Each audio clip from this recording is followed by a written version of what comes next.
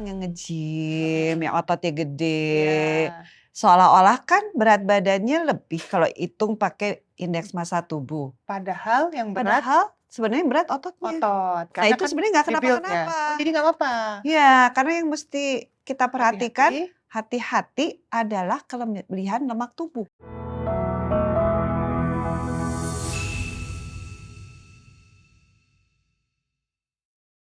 Hello lovely people, balik lagi di channel saya Raisa Broto Asmoro. Dan kali ini saya mau ngebahas tentang tubuh yang sehat dan bugar, yang merupakan impian bagi setiap orang pastinya. Nah, asupan makanan yang penuh gizi dan bernutrisi kan memang dapat melindungi tubuh dari berbagai penyakit. Nah, people, tapi kalau kebutuhan gizi yang selama ini kita konsumsi itu sebenarnya sudah sesuai nggak ya? Karena ketidakseimbangan asupan makanan itu kan memiliki dampak buruk bagi kesehatan. Salah satunya bisa menyebabkan obesitas. Nah, makanya hari ini kita bahas bareng-bareng yuk. Ada Dr. Cindy Pujiati, SPGK hari ini. Terima kasih dok sudah datang. Sama-sama. Dokter Cindy ini teman tante aku sebenarnya ya. Iya Jadi betul banget. dari dulu kayaknya udah familiar sama Dokter Cindy. Iya. Dan memang Dokter Cindy terlihat ya dari posturnya menjaga sekali kayaknya ini tubuhnya. Benar sekali. Sebagai seorang dokter spesialis gizi klinik ya. Dan banyak banget pastinya konsultasi soal ini, ketidakseimbangan nutrisi. Ya betul. Yang akhirnya bisa menyebabkan obesitas. Kalau zaman sekarang kayaknya di kota besar lebih banyak orang yang ngalamin obesitas ya. Ya. Nah sebenarnya definisinya gimana sih Dokter Cindy? Gimana kita tahu ini kategorinya udah kegemukan, overweight, atau obesitas? Jadi yang pasti kalau lihat dari melihat seseorang kelebihan berat badan, ya orang selalu katakan, oh ya udah nih sudah obesitas. Tapi sebenarnya ada ukuran-ukuran atau hitung-hitungan yang namanya indeks massa tubuh. Iya, Jadi benar ya. berat badan dalam kilogram dibagi tinggi badan dalam meter dikuadratkan. Nah, bisa nggak tuh? Kebayang nggak hitungannya? Coba di sini nanti ditampilkan ya hitungannya ya. Iya. Body mass index atau indeks massa tubuh. Indeks massa tubuh. Jadi itu yang sering saat ini kita pakai. Jadi patokan ya? Patokannya itu. Jadi kalau untuk orang Asia itu kita maunya 18,5 sampai 22,9 deh. Kalau misalnya udah di atas itu mulai overweight dan obesitas. Jadi kita udah mesti hati-hati. Kalau misalnya kalau udah ngitung, ya lebih nih 23 nih, udah 24. Nah, buru-buru. Berarti udah mulai rada kelebihan. Tapi itu dulu. Sekarang udah mulai berubah. Kenapa tuh? Dengan adanya alat-alat seperti pemeriksaan komposisi tubuh. Iya. Iya, ya. Ini ada yang di rumah juga kan alatnya kita bisa punya sendiri ya? Bisa. Jadi dengan adanya alat-alat untuk melihat komposisi tubuh kita, yang sekarang dipertimbangkan sebagai obesitas adalah kelebihan lemak tubuh. Kebayang nggak sih kalau orang yang nge-gym, yang ototnya gede, seolah-olah kan berat badannya lebih kalau hitung pakai indeks massa tubuh. Padahal yang berat sebenarnya berat ototnya. otot. Nah itu sebenarnya nggak kenapa-kenapa. Ya. Oh, jadi nggak apa-apa. Iya, karena yang mesti kita perhatikan hati-hati adalah kelebihan lemak tubuh. Berapa persen biasanya yang disarankan? Jadi beda-beda alat. Tergantung. Ada alat itu ngambil kriteria misalnya, oh iya di atas 18% nih. Ada yang mengambil mungkin, oh ya 20. Beda-beda hitungan di alatnya itu. Jadi ada kriteria normalnya. Di situ biasanya di alat itu ada tulisan, oh ini udah masuk kriteria si lemaknya lebih. Berlebihan. Iya. Nah kan kalau selama ini kan dibayangkan kalau lemak lebih itu pasti kelihatan nih di kulit gitu kan. Jadi apa istilahnya gemur gitu kan ya. Tapi yang lebih serem sebenarnya lemak yang nggak kelihatan ya. Yes, lemak sekitar organ perut yang namanya ya? visceral fat. Yang itu memang nggak bisa diukur pakai timbangan kilogram. Jadi memang membutuhkan alat khusus. Memang yang dari yang bisa di rumahan itu juga ada. Cuman kalau di rumah sakit sekarang udah memakai yang level rumah sakit. Jadi itu bisa dilihat lemak sekitar organ tubuhnya itu berapa besar. Karena target penurunan berat badan tidak hanya melulu kilogram. Jadi apa? Jadi orang-orang selalu mikir, Beratnya asik nih beratnya turun kilogram. seminggu cepet loh, Oh 5 seminggu bisa. kilo katanya Iya. tuh suka tuh kan orang bilang 5 kilo seminggu. Heeh. Pas dilihat apa yang turun dengan cepat? Heeh. Biasanya otot dan air. Aduh, malah ototnya hilang, Ototnya hilang. Jadi airnya hilang. target kita nurunin berat badan adalah penurunan lemak tubuh, Lemak tubuh. bukan hanya kilogram. Jadi harus diukur beneran di rumah sakit tadi ya? Di persentase tadi kan ya? Iya, kalau mau yang di rumahan punya kan bisa juga. Nah, Cuman kalau mau tapi yang nggak lebih detail akurat, ya? ya akurat yang level rumah sakit. Hospital grade harus tentunya kan? Iya. Berarti kalau gitu misalnya nggak semudah tagline-tagline di luar gitu ya, Iya. turun 15 kilo dalam 1 bulan gitu, malah justru Nah, bahaya dong ya iya. pastinya. Nggak suka aku kalau turun cepat tapi ternyata otot dan air. Aduh. Karena itu nggak bikin kita jadi lebih sehat. Kenapa? Karena kalau kita kelebihan lemak tubuh, masalah kesehatan kan? Nah, komplikasinya apa aja tuh yang bisa muncul karena kelebihan berat tubuh? Jadi kalau misalnya kelebihan lemak tubuh, terutama kelebihan lemak sekitar visceral ini, sekitar organ tubuh, bukan di kulit ya. Orang pikir operasi aja yang di kulit, Makanya bukan, yang di kalau operasi dalam. kulit, terus apa suntik-suntik yang di kulit gitu kan? Yang kita mau adalah yang di Justru dalam yang di tubuhnya yang mesti. Karena organ-organ vital di dalam. Iya, jadi kalau kita nggak jaga lemak di dalam tubuh kita itu, resiko penyakit kayak diabetes, sakit jantung, hipertensi, kolesterol, autoimun, kanker, Aduh, semua makin meningkat. itu bahkan sampai kanker ya? Bisa. Oh. Hanya gara-gara kelebihan lemak tubuh. Jadi biasanya seseorang kalau turun berat badan dan diturunkan lemak tubuhnya, dia lebih sehat. I see, ya betul ya. Jadi bukan berat badan kilogramnya aja, tapi lemak tubuhnya itu. Iya, jangan sampai kita turun bonus nambah kurang gizi dalam tanda kutip.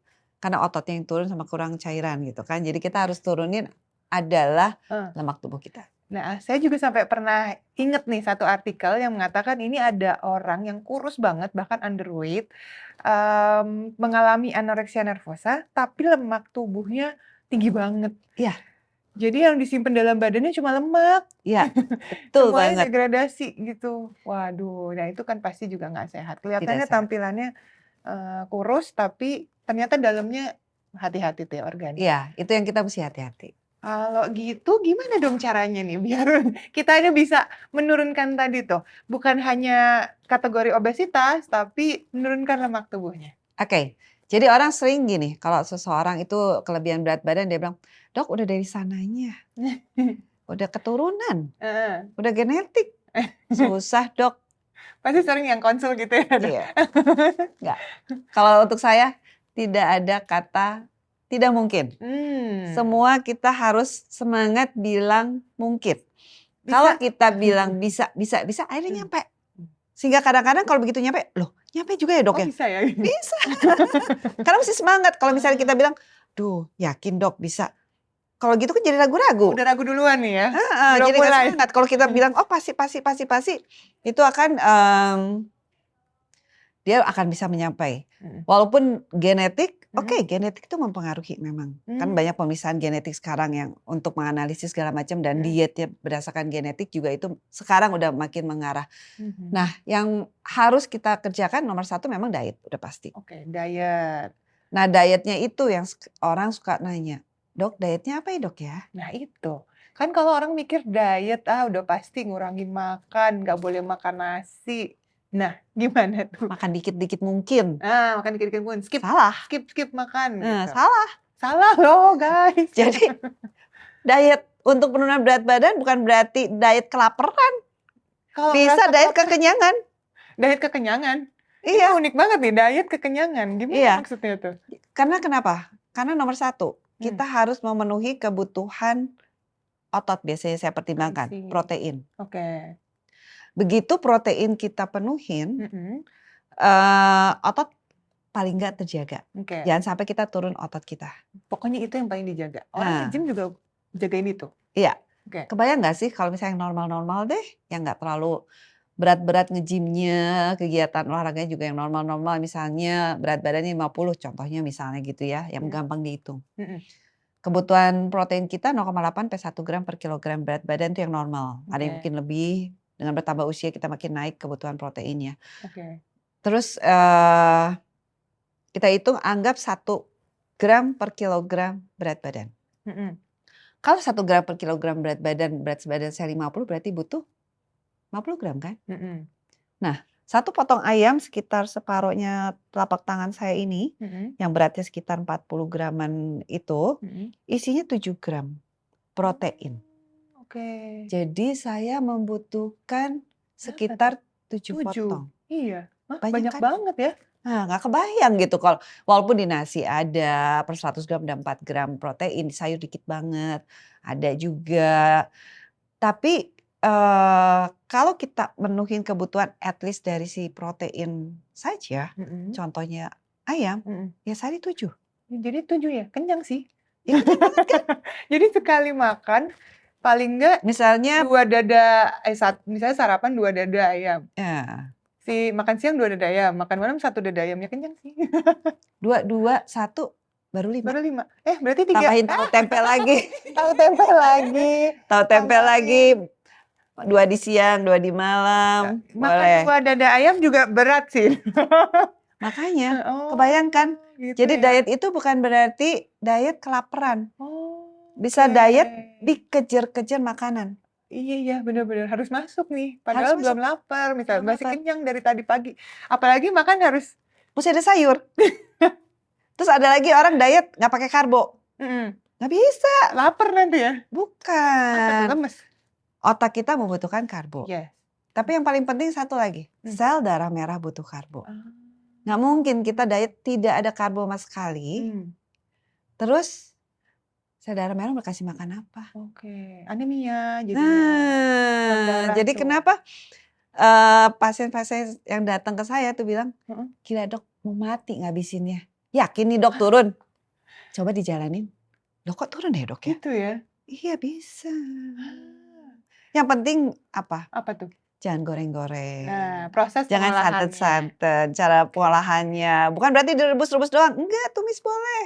Tapi kurangin minyak. Minyaknya dibatasin. Ada minyak tertentu. Jadi bukan berarti sama sekali tanpa minyak. Enggak, mesti. Lemak tubuh kita tuh dinding sel butuh lemak. Jadi Ada bukan lemak sekali. menghindari sama sekali. Ada tetap. Nggak boleh Jadi tetap eliminasi makanan semua. enak. Bisa enak. Makanan Yang paling harus penting yang berikutnya sayur, serat. harus banyak. Tutup sama buah. Tetap harus makan buah juga. Nah, Selain buah tapi kan manis-manis, nggak apa-apa tuh ya? kan ada porsinya. Nah, Tetap ada porsinya, nggak bisa misalnya oke. aku lagi diet makan buah doang sekilo sehari, yang ini itu nggak turun. Nggak turun malah ya? Nggak Nyimpen turun. ya? Kan gula kebanyakan disimpan Iya. jadi lemak juga ya? Iya. Dan yang dilupakan itu lagi apa? Olahraga. Oh iya. Jadi jangan cuma aku nggak mau makan ini itu gitu, tapi nggak olahraga juga, nggak turun-turun nanti Nggak jadinya. bisa. Gitu. Oke. Nah, kan berarti selama ini nih mungkin Lovely People ada yang penasaran. Ih dok, tapi saya tuh udah coba jalanin diet, makanya tuh tadi makan ini, makan itu, menghindari ini itu. Ternyata salah nih programnya, nggak turun-turun berat badannya karena itu Salah turun. tadi. Salah turun. Iya, kenapa dia nggak bisa turun-turun? Karena salah turun. Begitu dia turun ototnya, lemaknya naik. Begitu lemaknya naik, berarti nggak mau turun. Itu dia. Kalau misalnya diet, tapi apakah memang harus selalu dihitung-hitung gitu dok? Gini, Bayanginnya bingung kan? kalau di dokter gizi itu ada yang namanya food model. Oh, apa tuh? Jadi contoh-contoh gedenya ikan, Oke. gedenya ayam. Jadi kebayang satu piring itu isinya apa aja di situ. Jadi ada gambaran kalau mau pesan makan, bikin makan kayak gini gitu ya? Iya. Dan memang terakhir-terakhir ini juga memang satu diet belum tentu bisa cocok untuk orang lainnya. Nah itu. Karena ada perbedaan di genetik. Jadi ada orang misalnya, oke aku cocok nih diet tinggi protein. Begitu aku analisis berdasarkan genetiknya, oh enggak. Ternyata dari data saya cuma 5% yang cocok diet tinggi protein. Mungkin sebagian besarnya cukup ya sesuai kebutuhan. Sesuai kebutuhannya udah segitu. Setengah mati kan ngabisinnya. Iya makanya ngabisinnya gimana? Iya.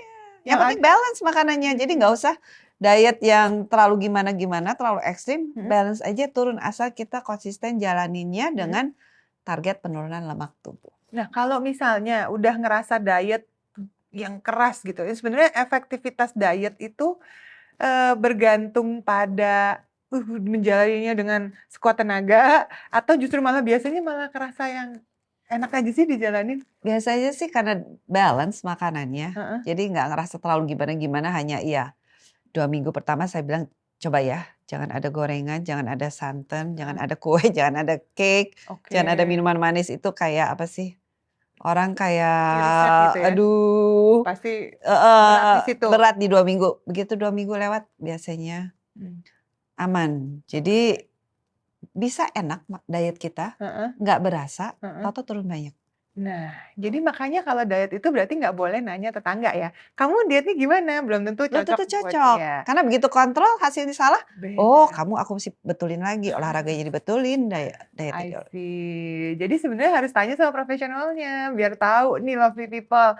Tipe diet kan sebenarnya banyak ya, iya, solusinya banyak dan disesuaikan dengan kondisi tubuh masing-masing dan kemampuan. Dan sesuai kantong pastinya. Karena saya pernah juga, kasihan banget temen saya tuh, memang struggle ya untuk income-nya dan dia tuh pengen ikut diet kekinian yang cukup mahal, yang pakai jus sekian, ya kan, sekian hari minum jus lah, entar yang sekian hari harus makan ini, makan itu, gitu. Dan menurut saya, aduh ini mahal banget sih buat kita, gitu. Kayaknya nggak sebenarnya diet bisa gitu-gitu. murah, Nah balance, asal tahu porsinya berapa. nah, berarti disesuaikan juga kan? Kayak Iya. nggak harus makan ikan salmon terus, ikan Indonesia juga Banget, bisa kan? mau ikan apa juga boleh. Mungkin bisa lihat di buku saya, Diet Ngemil ala Dokter Cindy. Nah, coba tuh, Dokter Cindy ini udah nulis berapa buku nih, Dok? Baru Oh, 1, baru 1 akan itu yang ya? kedua nanti. Asik, bakal ditunggu. Berarti bisa didapetin di mana bukunya nih, Dok? So far sih masih di Tokopedia, saya nggak tahu kalau di Tokopedia. toko-toko buku. Jadi bisa dicari Sorry judulnya tadi? Tokopedia. It's okay. It's okay, ya pokoknya di Di e-commerce ya? e-commerce. Heeh. Judulnya apa tadi, Dok? Diet Diet Ngemil Ngemil. ala Dokter Cindy. Mungkin lihat Instagram saya deh. Oke, cek dulu Instagram-nya Dokter Yang di Cindy. RC Meal atau Dokter Cindy Pujiadi. Jadi Oke. di IG saya itu ya bisa nanya si DM aja kalau mau beli bukunya di mana. Tuh, entar bisa intip-intip tuh. Ini sebenarnya gimana sih bisa diulik lebih lanjut di situ ya. Seru Ya. banget. Oke, Dok, terakhir dong tips buat semuanya nih lovely people untuk menjalani diet yang efektif dan menyenangkan atau bisa kasih semangat buat semuanya. Iya, jadi diet nggak usah terlalu sengsara. Balance diet, bergizi lengkap dan seimbang, ada karbohidrat yang nggak kebanyakan, ada sumber proteinnya, pilih yang rendah lemak, kemudian ada sayur dan buah. Cara masak yang paling penting, hindari yang goreng-goreng atau santan-santan, dan kita hindari makanan-makanan yang manis, yang bergula tinggi, kayak snack-snack yang manis, kue, cake, atau minuman manis itu kita hindari, dan olahraga rutin 3-5 kali per minggu, mungkin sekitar 150-300 menit per minggu didukung sama latihan otot. Itu akan membantu kita turun dengan baik dan awet. Oke, thank you so much Dokter Iya. Cindy. Semoga bermanfaat untuk semuanya. Semangat ya diet sehatnya ya. Jangan sampai kita terlanjur obesitas jadi lebih berat nih jalaninnya. Makanya yang penting konsultasi ke profesional untuk tahu solusinya. Yes. See you, lovely people. Terima kasih Dokter Cindy. Iya, sama-sama. Dah.